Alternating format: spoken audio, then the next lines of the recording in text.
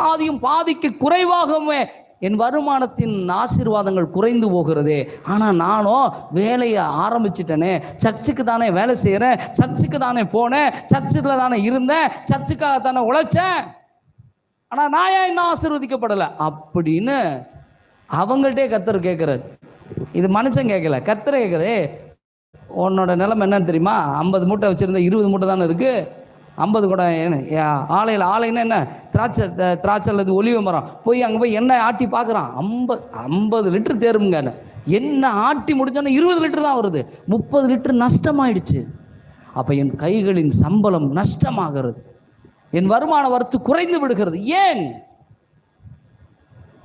வாரம் முள்ள வேலைக்கு போகிறேங்க, சனிக்கிழமை வந்தால் வருமானம் வரமாட்டேங்குதுங்க. கன்ஃபியூஸ் இருக்கா? இவ்வளோ மாங்குன்னு வேலை செய்கிறேங்க, கையில் ஒட்டவே மாட்டேங்குதுங்க.